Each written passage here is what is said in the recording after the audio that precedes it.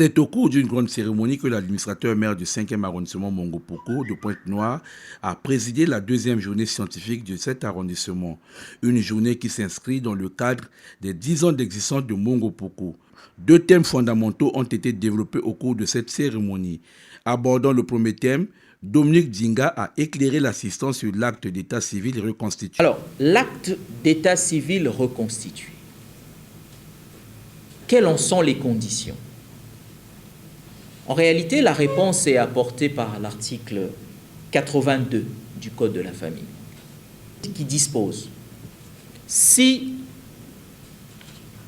la destruction ne porte que sur un seul exemplaire de l'acte ou des registres, le ou les actes détruits seront reconstitués à la diligence du procureur de la République à l'aide de l'exemplaire subsistant.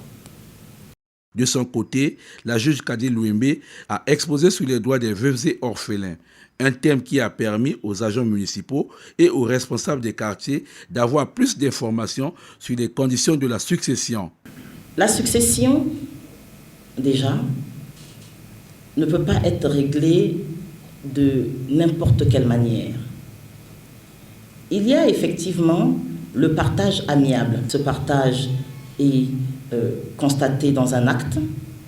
Là, il n'y a même pas besoin de venir au tribunal pour procéder à ce partage-là, tant que tout le monde est d'accord.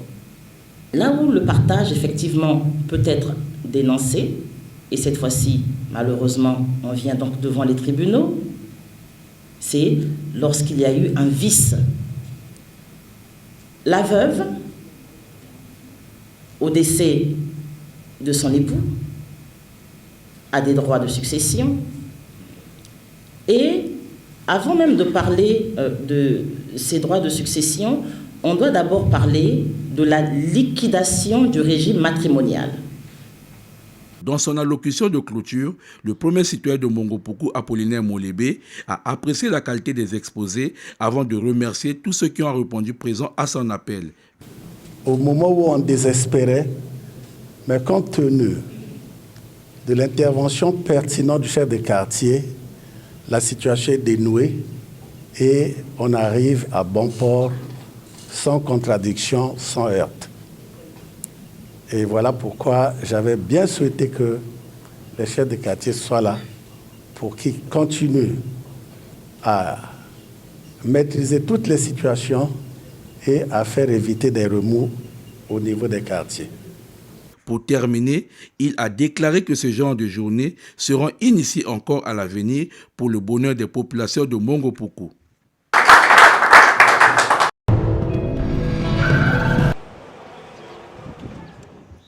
La communauté urbaine de Tiambandassi, dirigée depuis 2011 par Francis Camille Tati, n'est pas exempte de difficultés dans son fonctionnement.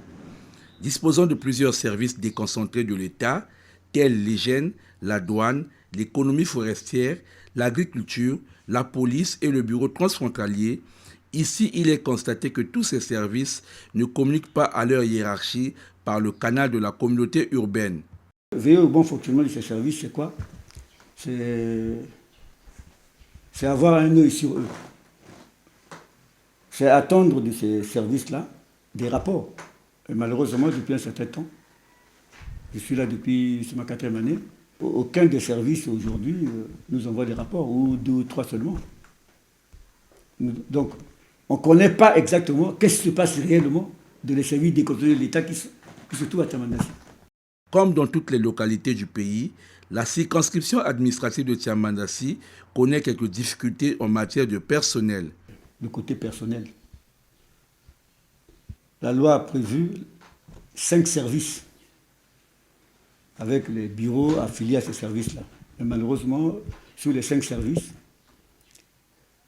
le manque de personnel a fait que tous ces services-là reposent sur le secrétaire général que je suis. La plupart des collaborateurs qui sont autour du secrétariat général ne sont que des bénévoles. Parce que les fonctionnaires, les agents de l'État ne veulent pas, ne souhaitent pas travailler à Tiambandassi. Ils parlent de la distance et des frais de transport.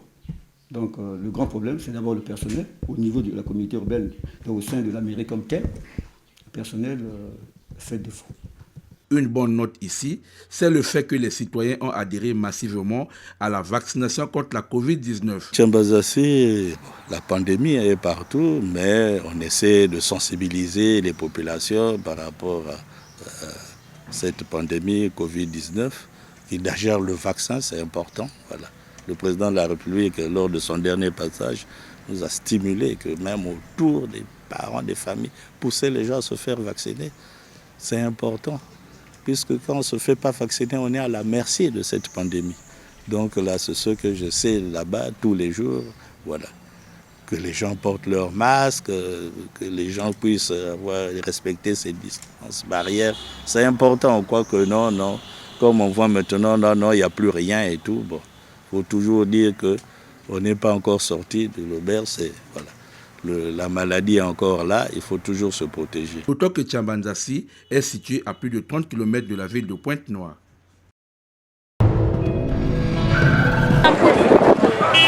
Le coût de la vie au Congo varie selon que vous consommez local ou non. Les fruits et les légumes coûtent assez cher, ce qui pousse les populations à s'abonner aux produits importés. Cette augmentation ne dépend pas pour le moment de nous, parce que vous savez qu'il y a la Covid. Il y a aussi la crise économique sur le plan mondial qui nous pose des problèmes, n'est-ce pas? Parce que tous nos produits quittent l'étranger et si ça quitte l'étranger avec ce bouleversement, cela veut dire que nous ne recevons plus la quantité qu'il faut pour que les produits soient vraiment en grande quantité dans nos marchés. Outre la cherté de la vie imposée par la crise mondiale, il y a aussi les commerçants qui exagèrent de la fixation des prix.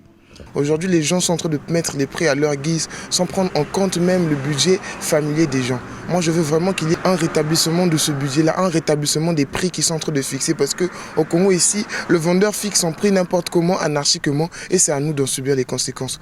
Jean-Claude Mabiala, directeur exécutif de l'association congolaise de défense des droits des consommateurs. Au niveau de PND, il y a un volet spécialement la vie chère. Donc, je suis très sûr que le gouvernement est en train de prendre ça à cœur et se note soit pour que ce problème-là, vraiment trouver les solutions le plus rapidement possible. Parce qu'avec le pouvoir d'achat des Congolais, sincèrement, tel que c'est parti, on n'arrivera pas.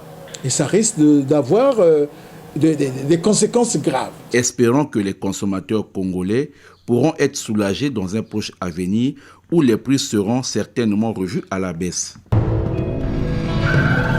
C'est dans les années 2000, après une formation de 4 ans à l'école des beaux-arts de Kinshasa en RDC, que Nikes Kadimina est devenu artiste peintre. Sa passion pour la peinture remonte depuis son enfance. Dès le bas âge, j'avais commencé à bien dessiner et c'est ce qui avait poussé à mes parents de m'envoyer en RDC pour aller approfondir le dessin. Ce jeune artiste peintre arrive à vivre de son art avec sa modeste famille. Si vous maîtrisez bien le travail, il y aura une différence avec ceux qui ne maîtrisent pas le travail. Mais concernant aussi, je peux dire que je vis de mon art, je vis très bien. Il a déjà formé plusieurs élèves et a aussi participé à de nombreuses expositions de peinture à Pointe-Noire et à Brazzaville. Son savoir-faire lui a permis de rencontrer d'éminentes personnalités nationales et étrangères. Côté relations, j'ai eu à rencontrer le président de la République, Denis Sassou Nguesso. J'ai eu aussi à rencontrer l'ancien président du Ghana, Jerry Rawlings, qui était décédé. Il y a aussi le président malien, dont le nom m'échappe. Et les autorités de la place, quoi. L'homme qui peint de beaux tableaux et qui dessine des hommes politiques et culturels sollicite de la part des autorités un vaste espace pour pouvoir s'exprimer correctement.